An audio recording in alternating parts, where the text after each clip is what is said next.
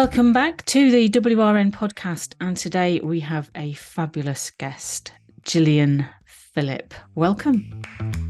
Thank you so much. Thank you so much for having me. It's great to be here. First, where in the world are you?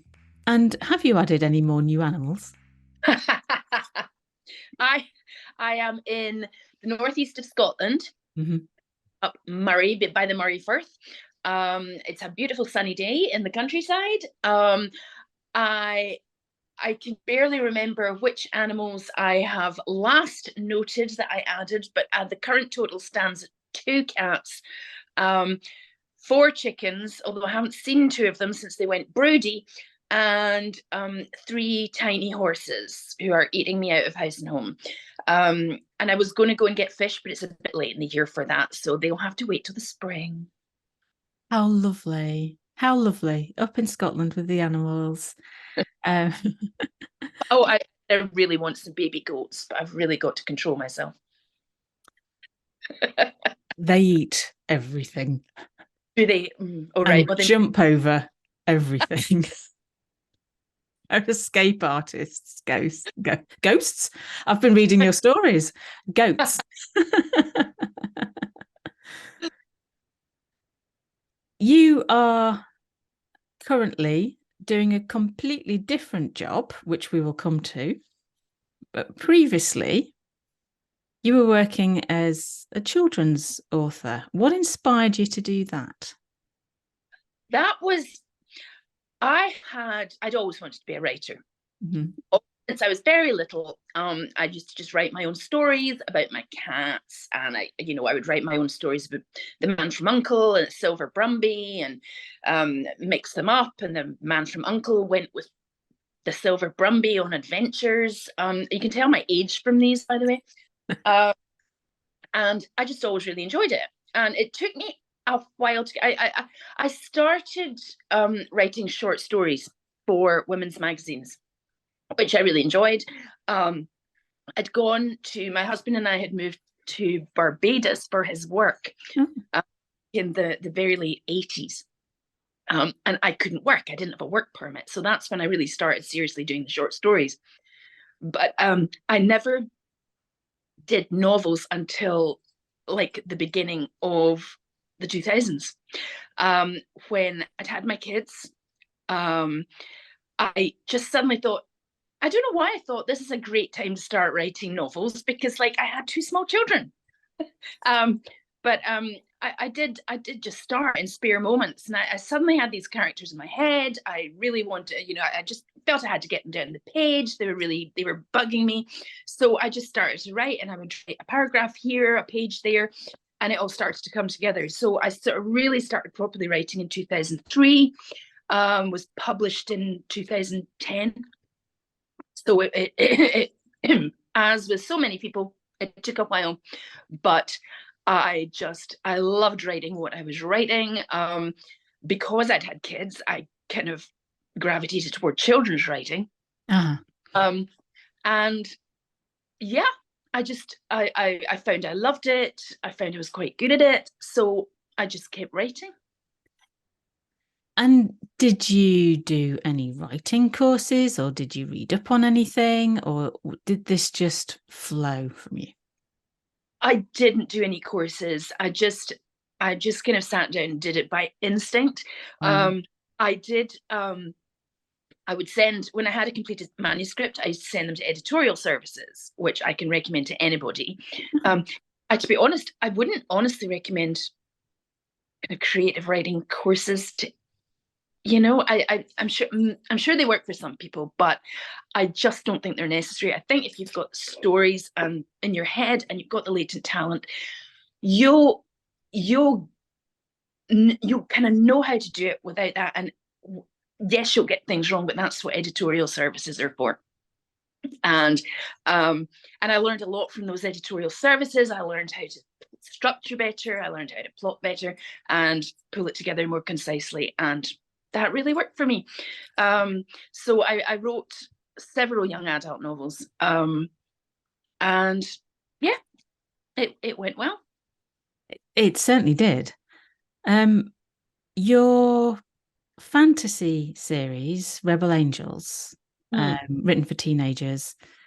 You describe that as a Scottish historical to urban fantasy.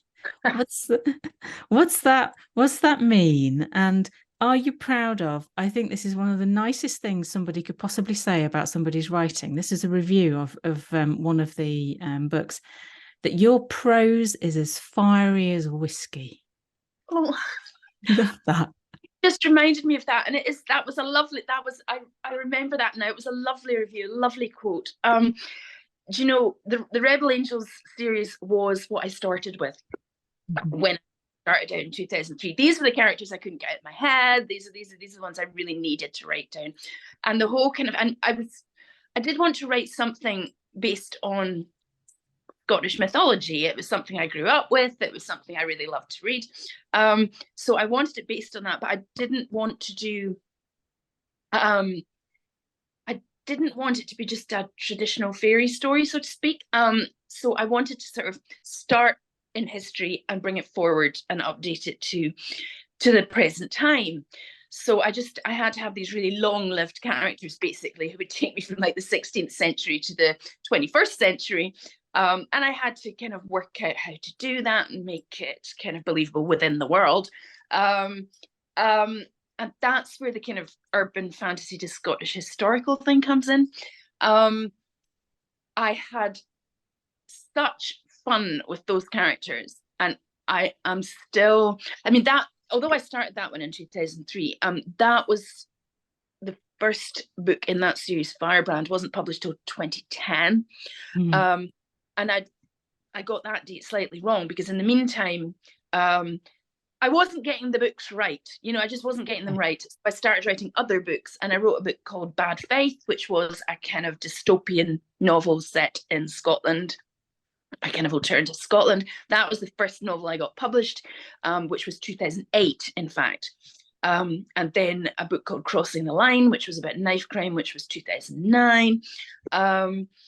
And The Opposite of Amber, 2010, 2011, I think. Mm-hmm. So actually, the first Rebel Angels book wasn't ready for publication until about 2010. It needed a lot of work. And I suspect a lot of writers are like this. I can't read them now. Oh, really? They're never right. They're never right. And I mean, people tell me they love them, and that makes me really, really happy. I'm still incredibly fond of the characters, but I cannot bring myself to read them because I just know I would have, things would have changed. I could have made them better. I would have done things differently. And I can't ever face rereading them. Well, sure if there's anybody out there who would like to help bring these books to screen, I think that might that might help Gillian reread them and perhaps want to do the screen. I could fix everything.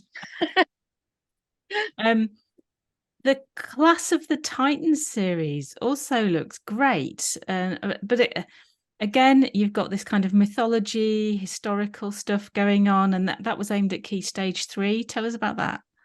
That was so much fun. That was for Oxford University Press, and I had so much fun writing those. It was, I mean, I've always been really into mythology, as you can tell. And I started when I was very little with the Greek myths, which my dad used to read to me.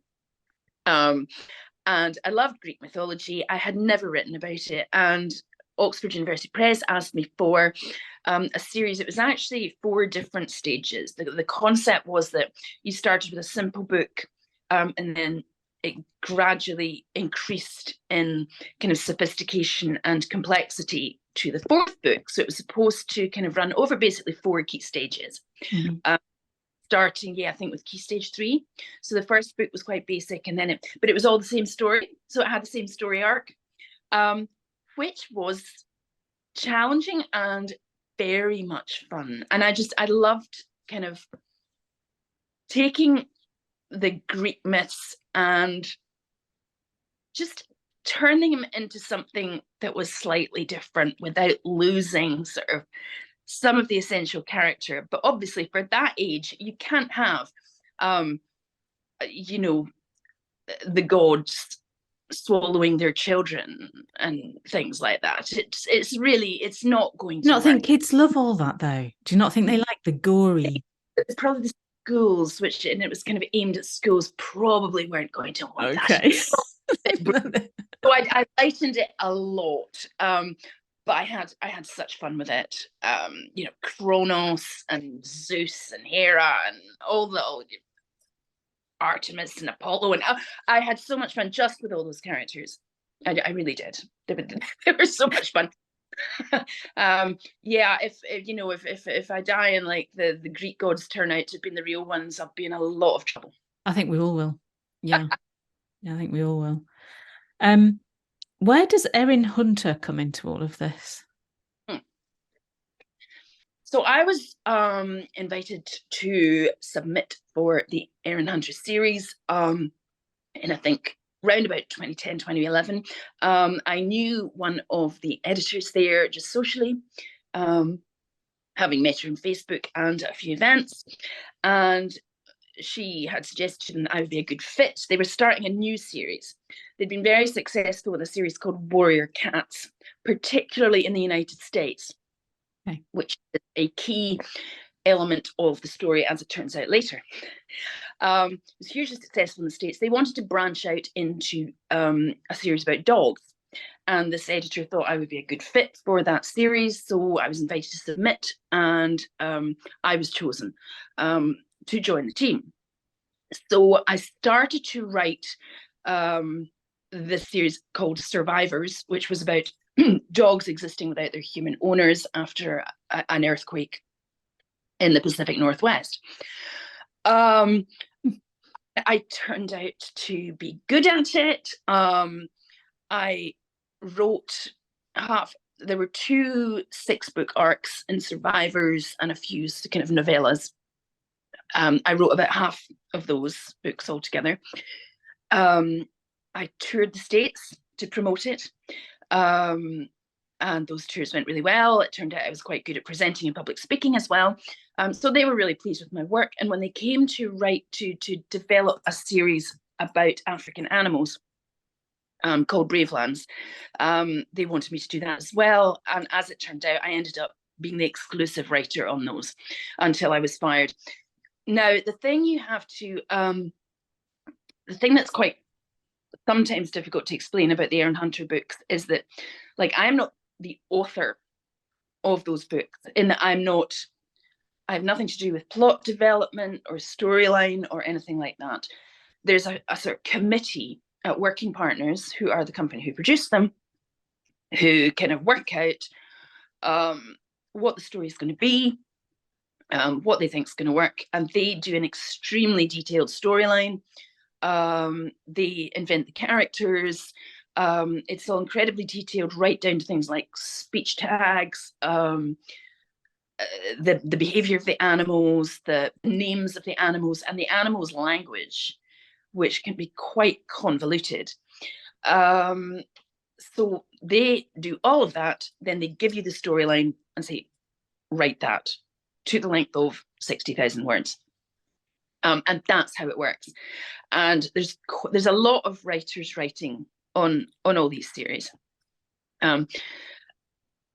So when it came to Bravelands, anyway, yeah, I started out as sort of supposed to be doing half the books again. As it turned out, the other writer, it didn't work out, let's put it that way. So I ended up doing all the Bravelands series until I was fired. So that's kind of how Erin Hunter works. That's how I got involved with it. And although I wasn't creating the stories, I wasn't creating the characters, anything like that, it was very much just kind of, it was like copywriting, bit of a hack job, if I'm honest. You know, it's just like you're just writing for the money. But I was really good at it. I was really good at it. And I'm not shy about saying that, because particularly when I was really used to it and I got to the Bravelands books, when I was very familiar with African wildlife, I was just doing a really good job.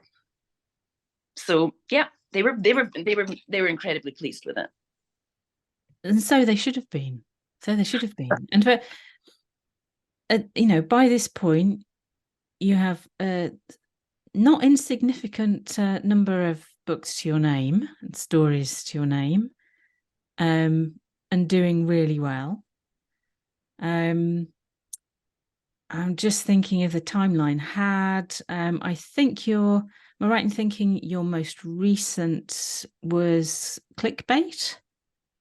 That's right. That was, well, besides the Erin Hunter books, my most recent of my own was Clickbait.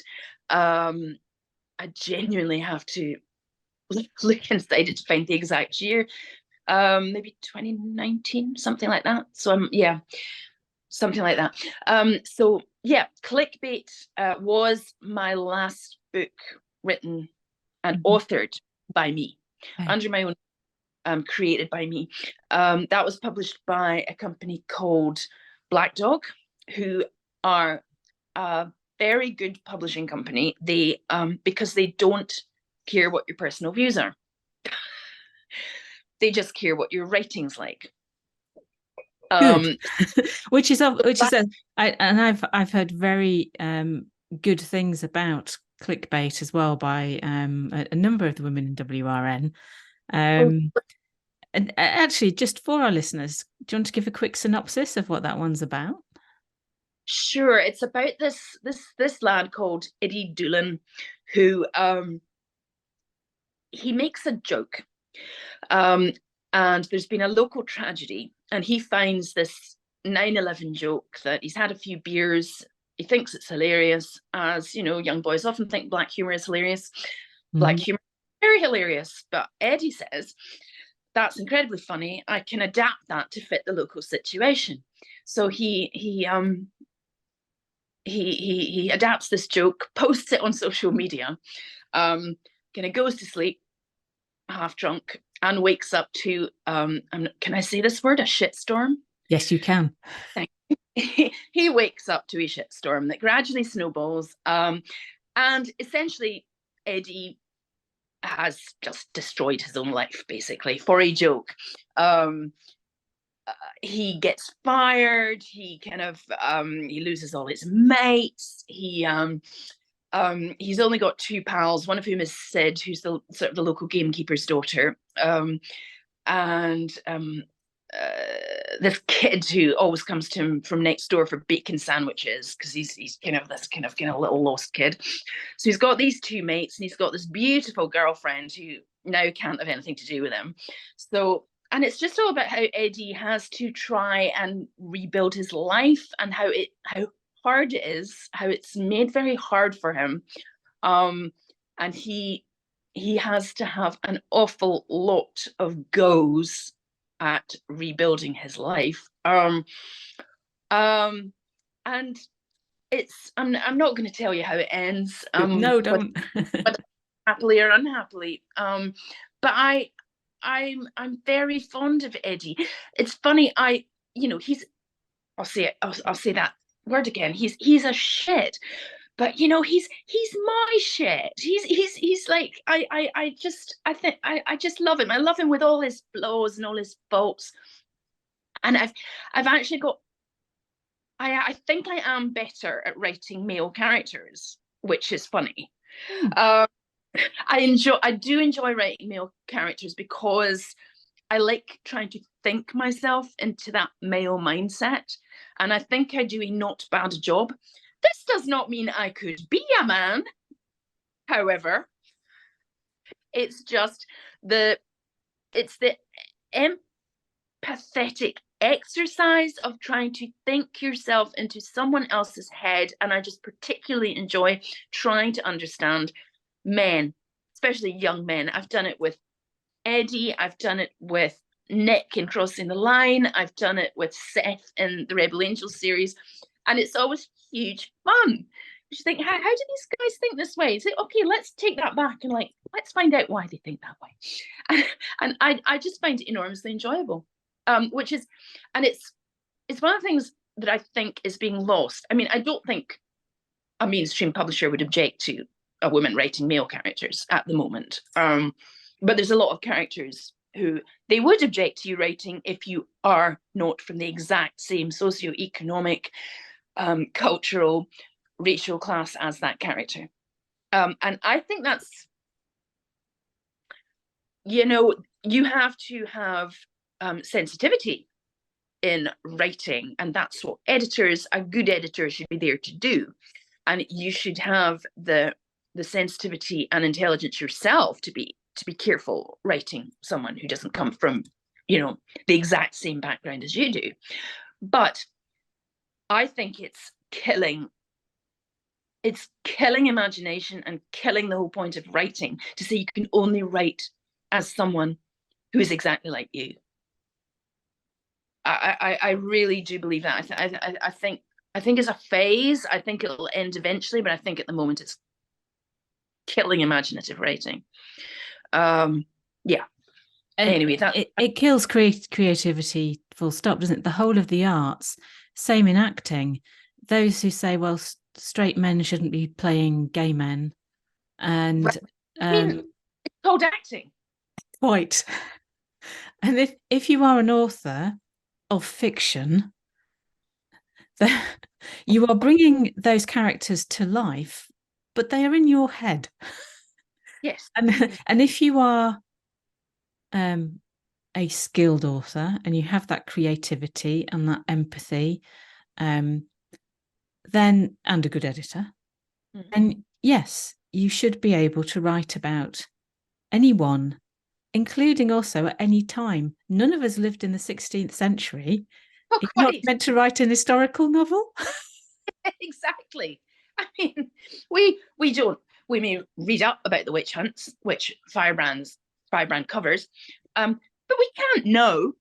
We can't know what it was like to be, you're this kind of woman with a cat and some great herbal skills. You don't know exactly what it was like for her. You have to imagine it. You have to imagine yourself into the situation. You have to kind of try to empathize with someone who lived 500 years ago, for God's sake, and that's a good thing. It is. And if we can't try to understand what people thought and were like in the past, yes, all we can do is imagine. But if we don't even try to do that, what are we doing? It's a creativity cul-de-sac. It completely is. Absolutely. Talking of witches, one day you typed into your Twitter bio, hashtag I stand with J.K. Rowling. I did. What made you do that, Jill? It's actually quite there was quite a bit that led up to this, right? So I started becoming aware of the gender debate in about, I would say, I can trace it back to about 2017. I remember being very shocked about the Mariah McLachlan thing in Hyde Park. And the subsequent court case in which she was chided for, and you can't see me doing quote marks, but I'm doing them, misgendering the man who attacked her, who assaulted her. And I'd been vaguely uneasy up till then, but that kind of crystallized in my mind. No, there's something deeply wrong here. And I did start talking about it. I started tweeting about it publicly. So I did that on and off right up until 2020. There was a point at which my agent said, is this a good idea? She sent me this email and I'm not sure this is a good idea. We're going to want to launch your next book, blah, blah, blah, blah, blah. She didn't mention Erin Hunter, Working Partners, or any of that. It was all about my next book under my own name. So I kind of thought, oh, damn it, I better do it. So I went off and I created a new anonymous account called Cat Spraddled. And I'll tweet my political opinions under that, and I'll keep my main account, which was under my own name, just for work. Nah. Yeah. So I did start tweeting anonymously as Cat Spraddled. And that went on until roughly late I think that was probably about a year I started 2018 tweeting as cat spraddled. Late 2019, J.K. Rowling, I think her famous tweet was in December 2019, wasn't it? But it was either slightly before then or slightly afterwards.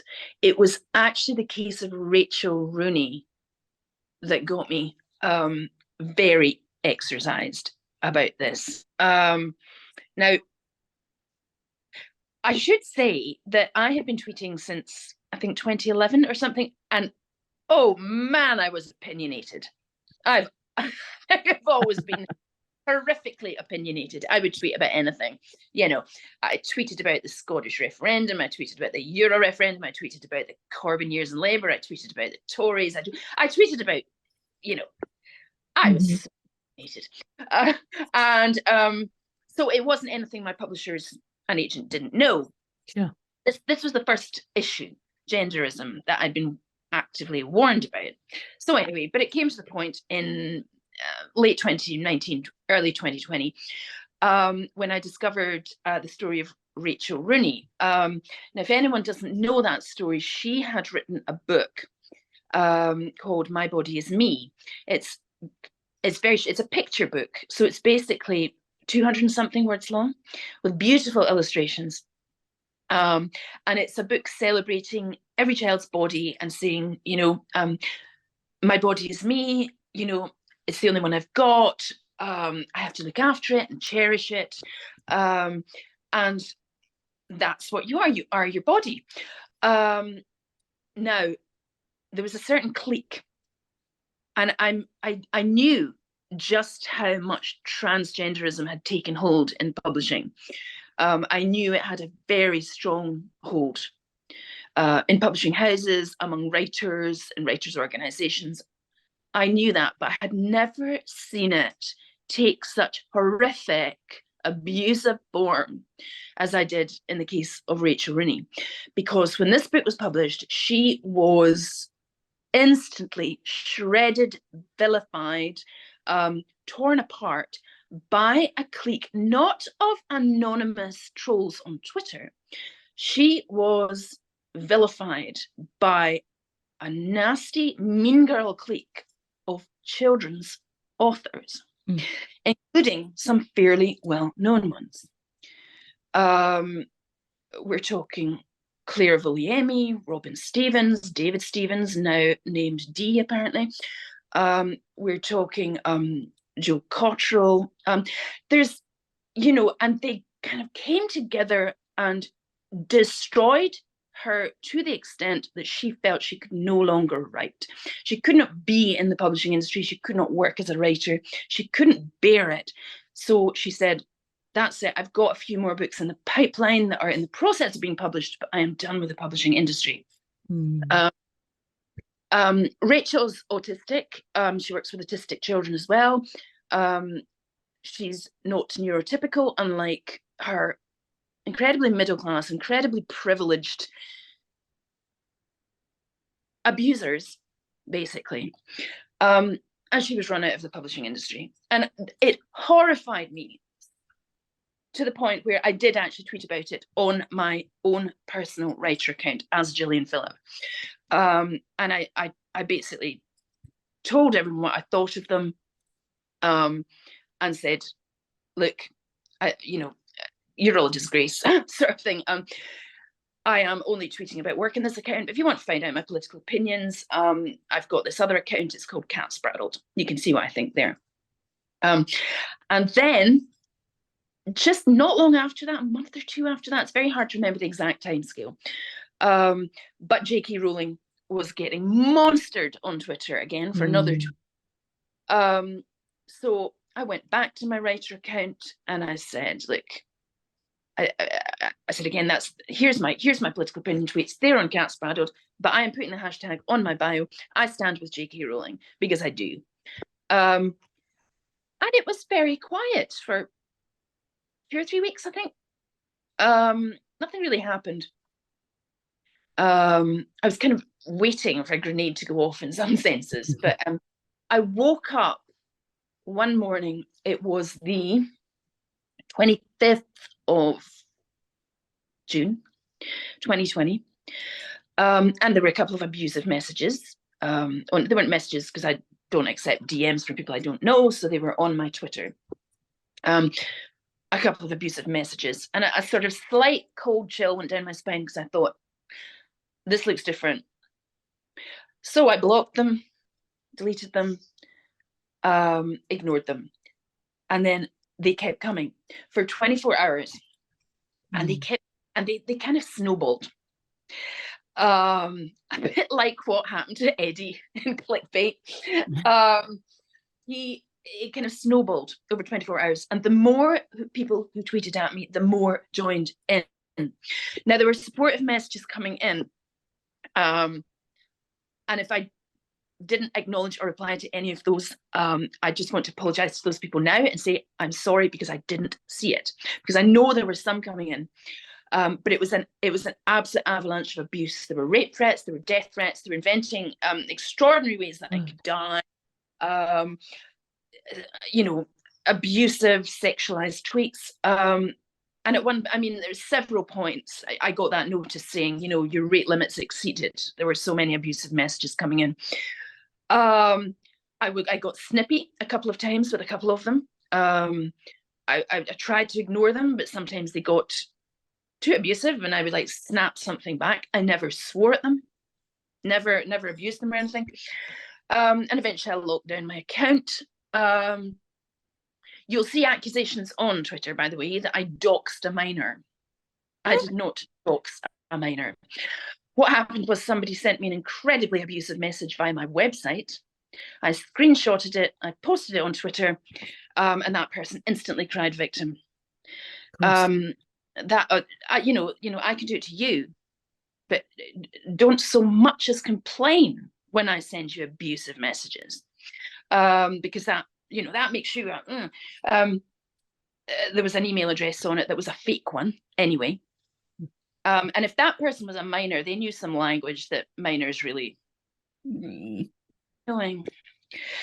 So it went on 24 hours. Anyway, I got to sleep about 5 o'clock the next morning. I woke up at 9 o'clock in the morning with my agent on the phone. We've got to see what working partners think of this. And then working partners were on the phone and they had to say, we've got to see what HarperCollins think of this, because HarperCollins was working partners customer. They were the ones who published the Aaron Hunter books in the United States. The HarperCollins office opened at 2 p.m., which was 9 a.m. New York time, 2 p.m. our time. And at 2:01 p.m. our time, I was fired. Oof. They didn't ask for my side of the story. They didn't ask what had happened. They didn't ask what had provoked this. They didn't even ask how I was feeling, frankly. They simply fired me. So HarperCollins ordered working partners to fire me. Working partners fired me. And within the next 24 hours, my agent had also dropped me, not only as an Aaron Hunter, but as an independent author of my own books. So just within 24 hours, there'd been the blood in the water of the JK Rowling hashtag, and 24 hours later, I was fired. It was that quick. Wow. It was that brutal. And the hilarious thing was, the hilarious thing was, and I say hilarious when it isn't. This is one of those dark humor things that we were talking about. Working partners 5 weeks earlier had sent me a beautiful bouquet of flowers, expressing their sympathy and support because my husband had just died. And they knew it. They sent me a bouquet to sympathize. And 5 weeks later, they fired me on the word and the orders of an anonymous horde on Twitter. Holy. My work for them counted for nothing. Much of it unpaid, like the tours in America. My support for this brand, my loyalty to the company. I had basically become exclusively a writer for the brand, because the deadlines were so tight and the demands were so high. It had been a long time since I'd actually managed to write a full book of my own. So my loyalty was to this brand, and it was my main income. I mean, it was more than 99% of my income.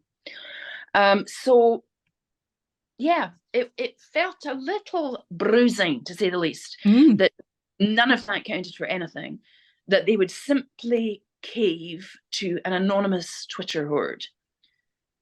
HarperCollins, gigantic company, working partners, part of Kulabi, which is also a huge company, and my agent, part of a very successful agency partnership, caved to anonymous, abusive trolls.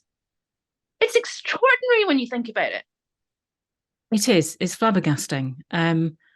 And sadly, you're not the only person this has happened to, but at the time when that must be happening to you, it must feel very... Did it feel isolating? Did you think, why me? How the hell has this happened? What do I do now? Oh, yeah. Oh, yes. I was in a state. This, I mean, I on Twitter, on social media publicly, I was brazening it out like mad. Because you don't want these people to see that they've got to you. You want to give them the satisfaction. However, they do. I mean, it is a horrible experience, and as you say, very isolating.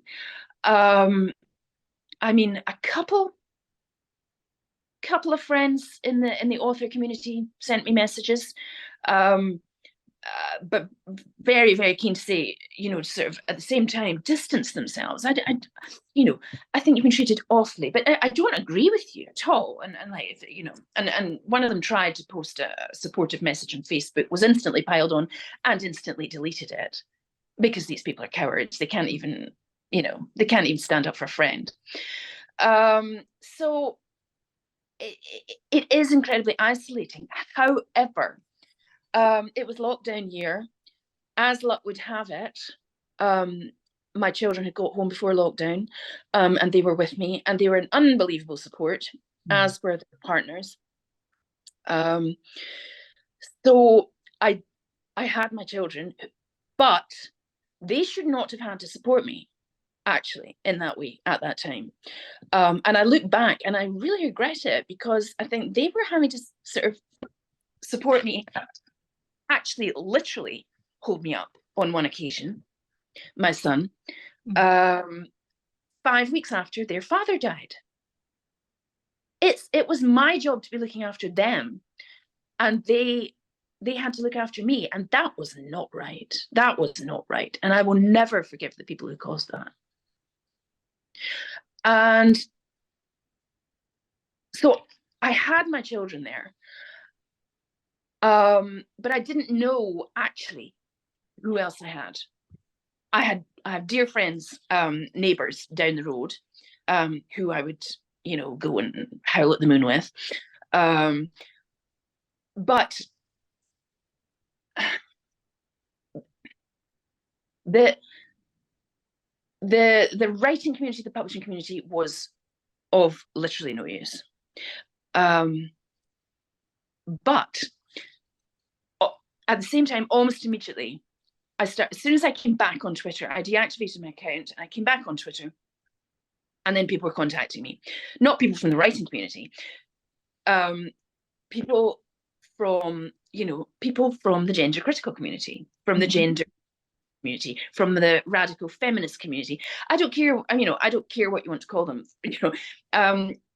but from that community, feminists, TERFs, as they call us, and as we have claimed for ourselves, they were getting in touch with me and saying, we're here for you, we've got your back. And it was absolutely extraordinary. I came back onto Twitter and I looked at my follower count, and it had slumped. I had about 5,000 followers on the 25th June. And that had slumped by about 1,000, as, people kind of dissociated from me. And over the next week or two, it absolutely shot up. And it was all these people who had my back and were there for me, strangers when my friends weren't. And now I have this amazing community behind me, and I stand with that community and they stand with me, and we stand with everyone else this happens to. And it is the most extraordinary community I've ever found in my life. It's incredible. And we all have vastly different political opinions, but on this we stand together, and we don't judge each other for those other political opinions. I mean, it's actually been amazing. I've made, the best friends of my life after this happened. And this is one of the reasons I would never regret actually doing what I did and adding that hashtag, because yes, my life changed vastly and it was catastrophic at the time, but my life is better now. It's more honest, it's more truthful, and I have better friends. My God. I mean, the women and the men in this movement are amazing. And I mean, it's hysterical because I was a unionist over the Scottish independence referendum, and now like I've got these great mates who are nationalists, and they know I'm a unionist, and we're all like, yeah, better together. So it's really it's been eye-opening, it's been humbling, it's been and it's taught me a lot about myself as well, about what's important. It's been absolutely incredible. You have had a lot of support as you have headed into your tribunal, given that you were dropped like a stone in no time at all. How's that tribunal going? Well, first of all, the important thing about the tribunal is that the first thing I want to do is thank everyone who has contributed to my crowdfunder, who has shared my crowdfunder and promoted it, because it has been amazing. I mean, I do think that when we get together, we can do anything, and it's been absolutely jaw-dropping, the support I've had for that crowdfunder that enabled me to take Working Partners and HarperCollins to the Employment Tribunal. So, I mean, from the bottom of my heart, deepest thanks to everyone who's helped me. The tribunal, we got through a very difficult obstacle at the first tribunal, which was that I was out of time. Basically, I had been in such a state for my sacking. I couldn't organize things. I couldn't basically provide what my lawyers were looking for. I was also trying to find a way to earn money. I was trying to look for a job and retrain, and I simply didn't do anything in time. But we got over the tribunal accepted that was extraordinary circumstances, and we overcame that obstacle. The obstacle we did not at that time overcome was the difference between a writer and an author, basically. So we are still fighting that. We had an employment appeal tribunal a couple of weeks ago, and we're just waiting for the result. Everything depends on whether I'm judged to have been an employee, essentially an employee in open name, or a contractor. And, we say that's the difference between being a writer of something that wasn't mine, I had nothing to do with, I was simply a copywriter, or authoring something that I created myself. And that's basically what has to be decided now. So I'm just waiting for the result. Okay. Do you know what the timeline is on when you'll hear? I really don't. Okay. Oh, okay. Fingers crossed. We'll be looking out for that one. And if that goes your way, what happens then? I'm really not sure in that one. It would probably go back to the Employment Tribunal to be re-adjudicated, I believe, but I don't know. These things get so complicated. Okay. You have already gone through a great deal, but then you are without income. As you said, the Working Partner stuff was what, 99% at the time? Oh, getting on for it. Yeah, definitely. I Yeah. mean, It's but a significant amount. in fact, 2020, it was 100%. Wow. I wasn't writing anything else. So you need to live. Yeah. You pivoted in a way that I think others might not have expected. What do you do for a living now? Well, I retrained as an HGV driver. Love it. And I got my class 2 license after a couple of false attempts. Ah. I passed my HGV license, one of the proudest days of my life. I was so happy. It was actually the friends I mentioned before who lived down the road. They'd suggested it. Said, they're very good at brainstorming things. And they said, like, you like driving? How about that? Because they knew I didn't want to sit in an office. I would have gone, and I wouldn't have been capable of it at that time. So you like driving? Why don't you train as an HGV driver and like you can drive our horses or whatever? And I was like, oh, never mind the horses. I could just retrain as an HGV driver, So and they were like, yeah, go for it. So I did. Yeah, I had 2 failures. The first test was a disaster. The second test, I was this close, and a little car came out from a roundabout, and I just knew immediately I'd failed because I'd pulled out in front of it. And the tester was kind of almost as frustrated as I was because, like, he was very happy up to then. But the third attempt, I finally passed my my test, and yeah. Am I allowed to ask at what age you did that? Well, I must have been 57 when I passed that test. 59. Never too late. Never too late. But you know what? It's what a difference it is, but what fun it is. I mean, I've worked for an agency, so I've had lots of different HGV jobs, as well as other driving jobs. It's not just HGVs.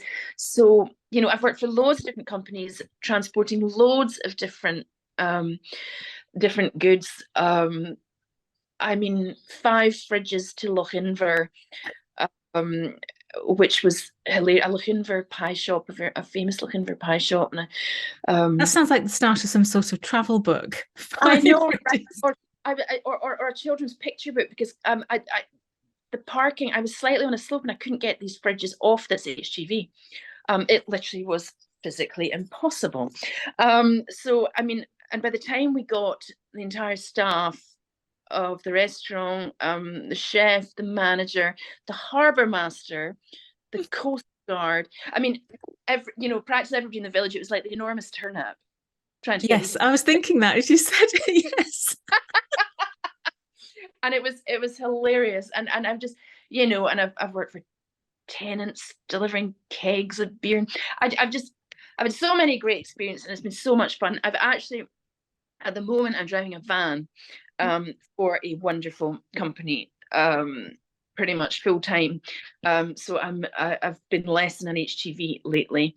I'm not even going to name the company, obviously, for reasons. They are wonderful, and they're wonderful bosses. So so I've been driving their van for a bit. So yeah. What do you do whilst you're driving? Do you listen to podcasts? Do you listen to the radio? What sort of music do you listen to? That sort of thing. I listen to music. I listen to mostly country music. I'm an awful country addict. That suits being in a big lorry. Right, exactly. It's like that calm boy. And I do listen to podcasts sometimes. I listen to audiobooks. I've got a lot of audiobooks, which is brilliant. So yeah. I can highly recommend the latest Strike novel. I'm listening to that on Audible. Not going to give anything away, but highly recommend it to everybody. It sounds fantastic. Did you ever record any of your books? No. I don't think any of them are audiobooks, actually. I mean, my own books, probably before audiobooks were quite such a big thing. No. So maybe it'd be fun to do them as audiobooks, I think. But to say all my main characters are male, so I could narrate the opposite of Amber. That's got a female main character, and I'm very fond of her as well. So really, I think you can do it there. The number of Audible voice actors who are male who then have to do a great many female voices, I mean, including in the latest strike novel. I think if you have the talent, it's doable. You go with it, don't you? Again, this is the thing about creativity. You right. what's the phrase about Suspended. if you're able to have suspension of disbelief, Yes, then that's it. you are with that author, you are with that actor reading those lines. Right, right. I mean, actually, I'm curious. So, is it a male reading the strike novel, right? Yes. So, what happens when he gets to female dialogue? Does he kind of does it sound kind of like a put on female voice, or is the inflection different? Or I'm really curious.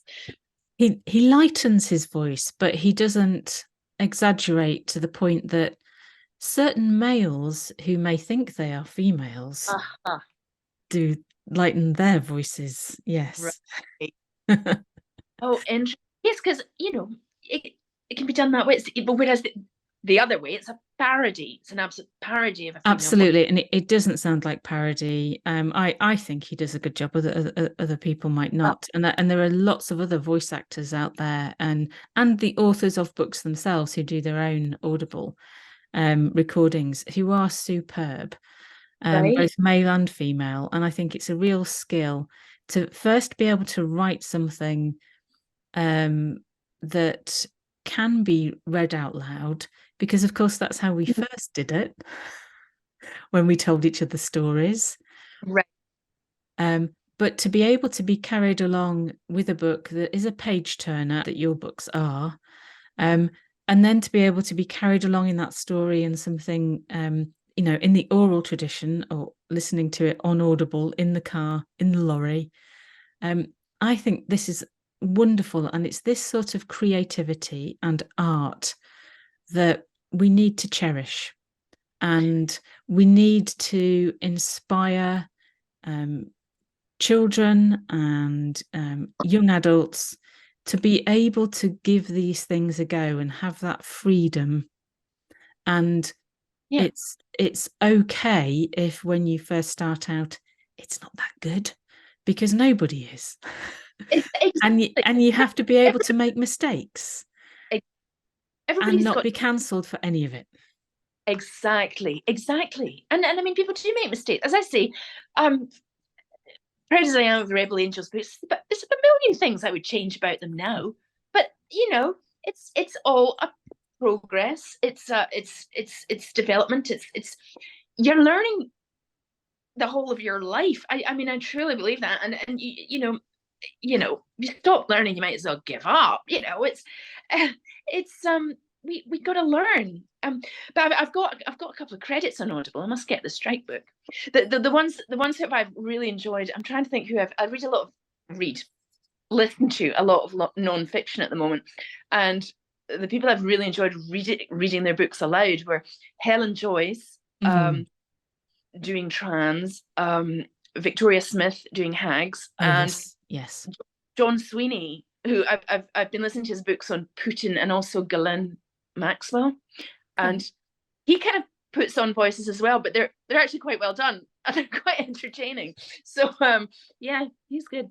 I always listen to the little excerpt first, and if it's a book I really, really want to read, but I can't get to grips with a voice, it's a no-go. Right. Yes. I'm a real voices person. It's got to be the right voice. Yeah, it's a lot of hours to spend with a voice that you just don't get on with. Yeah. I have to say, though, a Scottish accent does help. It's beautiful. And I appreciate Scotland is a big country. There are lots of different accents, but I haven't met a Scottish accent I don't like. Awesome. So where you are at right now is you are waiting for your tribunal result.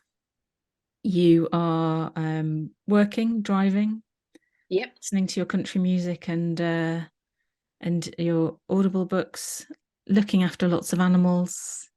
And you have so many more followers and supporters than you had before all of this kicked off. Oh, yeah. Anything you would like to say about those women and men and the FSU who have supported you and will continue to support you through this? It has been simply amazing. And I was taken aback by the support. I didn't actually expect the support that I got. It's the women and men on Twitter who are part of this fight. They just astonish me every day. I mean, I spend in the morning before I go to work, I spend about like half an hour, 3/4 of an hour on Twitter because I'm addicted. Yeah. I sit there, retweet and I retweet and I retweet because it's the arguments from our side are so beautifully put, they're beautifully expressed, they're damn funny.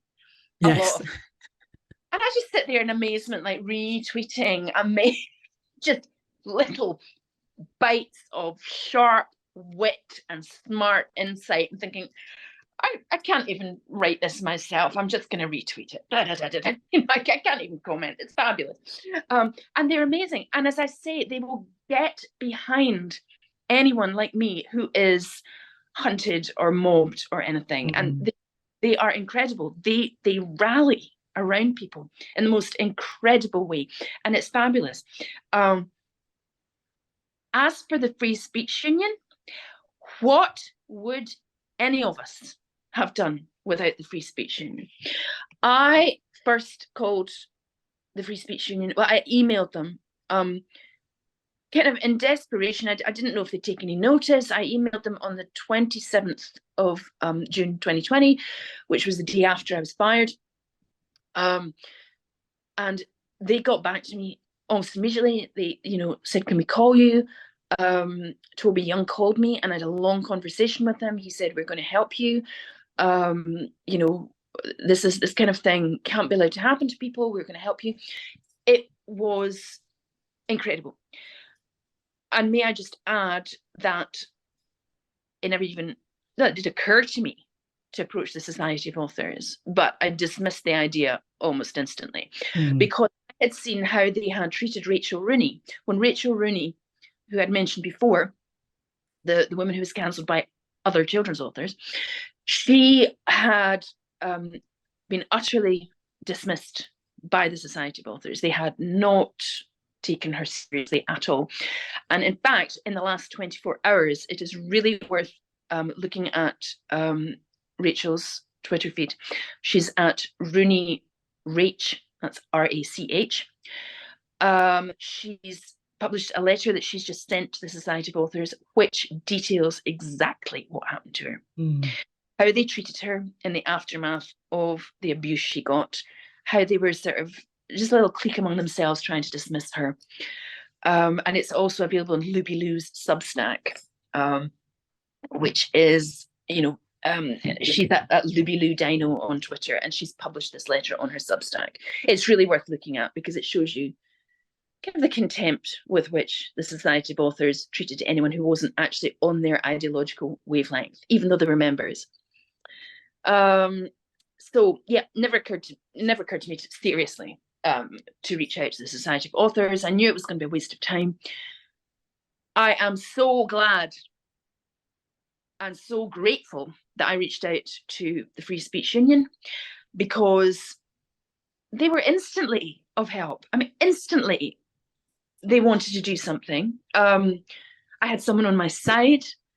They were making practical suggestions. And since my case and before it, they have helped so many people.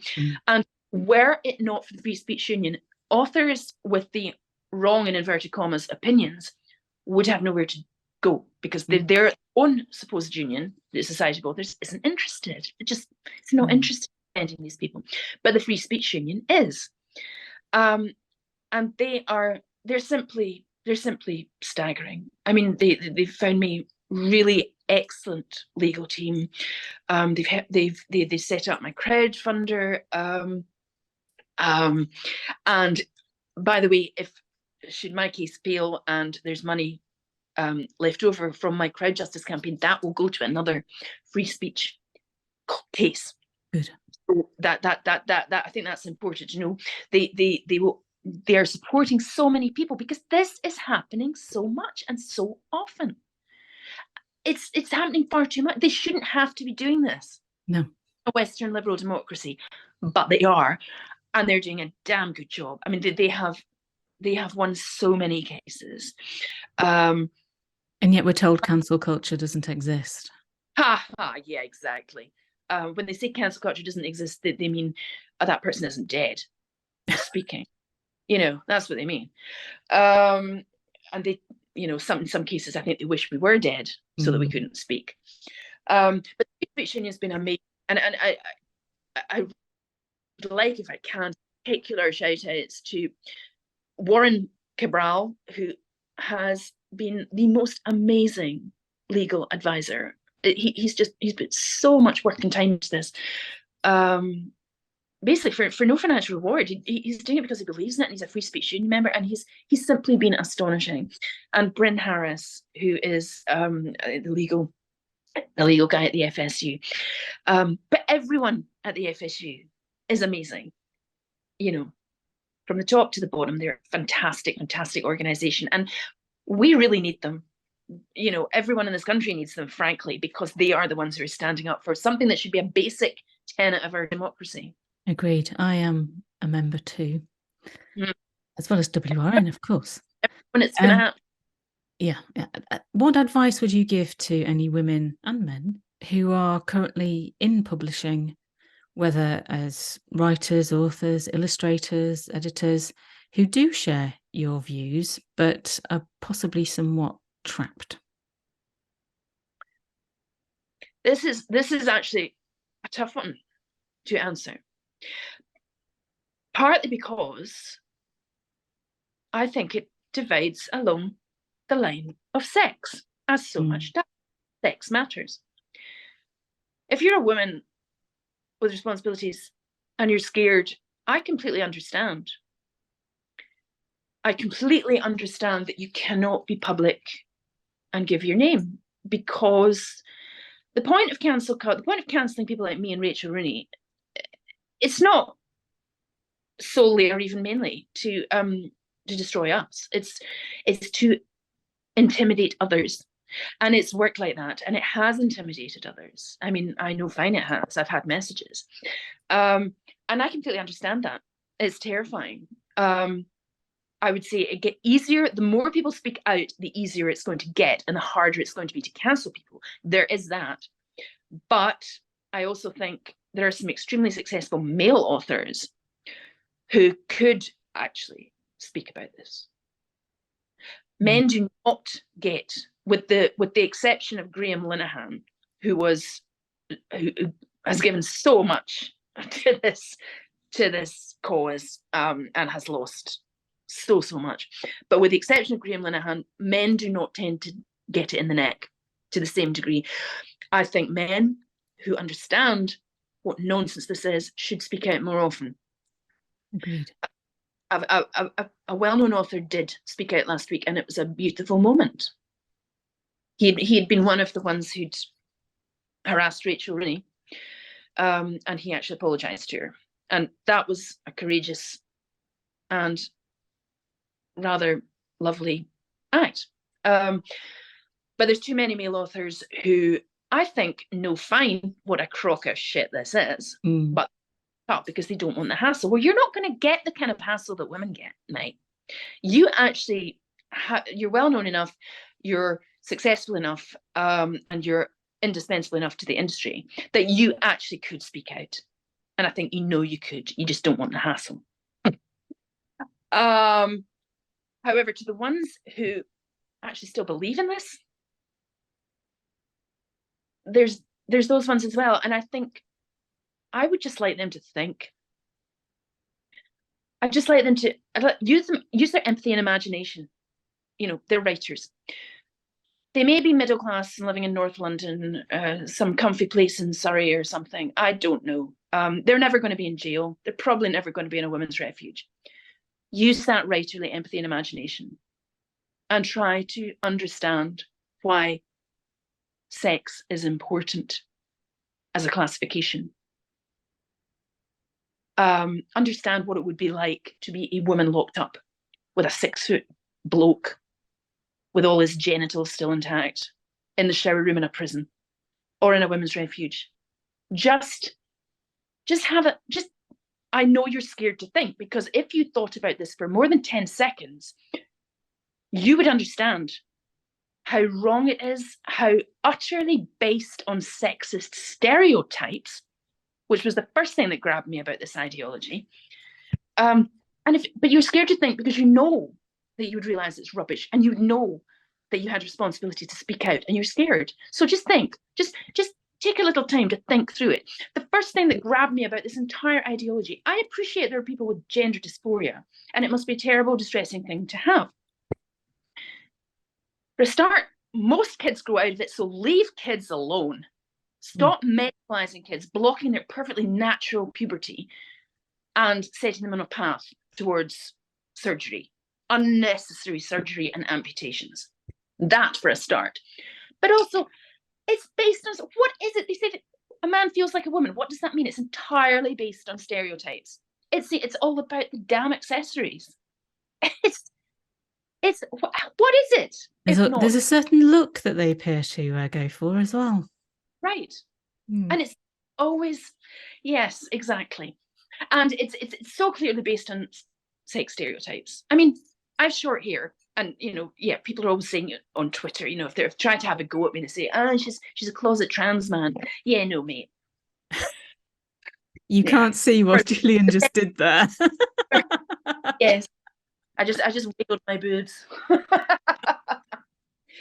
So what is it based on? How do you know what it feels like to be a woman? You don't. Just as I can try to imagine myself into a male character, and I can have real fun doing it, but I don't actually know.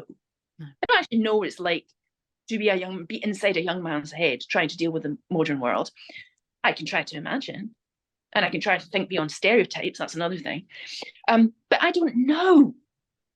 And you don't know what it's like to be a woman. All that is based on stereotypes. So you like wearing pearls, you like wearing a skirt, you like having long hair, do it. Grow your hair long. Put it in barrettes. It looks great. My son's got long hair. It looks fabulous. I've got short hair. I much prefer having short hair. It's much easier. Yeah, I'm with you on that one. It's all damn stereotypes, the whole damn thing. And once you accept that and see that for what it is, the rest of it unravels pretty damn fast. So think, that's what I'd advise to people. Just if you've seen this already for what it is, try and find your courage. But I understand if you haven't seen it for what it is, just think. I don't know. Read Helen Joyce's book. Don't let people tell you it's hate speech. It's not. Just read a bit, think a bit. Honestly, you're too intelligent for this. Well, what is it they say? It takes a very intelligent person to believe stupid things. Well, that's, yeah, there's definitely an element of that. Yes. Thank you ever so much for talking to us on the WRN podcast. Where can the listeners find you on social media, and where can they buy your books? Oh my God. Well, on Twitter, I'm at Gillian_Philip, and Philip only has one L, no S. My books, I've got a website, GillianPhilip.com. Again, just the one L in Philip, Gillian with a G. .com, and there's a books page on that website. It's got all the books I authored, all the books I wrote and created and imagined myself. So yep, they're all there. There haven't been any new ones, but with any luck, there'll be some one day. Okay. My favorites, by the way, Crossing the Line is out of print, but I'm hoping to re-release that at some point. Okay. If I down and adjust the file. my favourites are the Class of the Titans one for kids, Clickbait, Opposite of Amber, and Firebrand. That's just my favourites. I'm just saying. Good to know.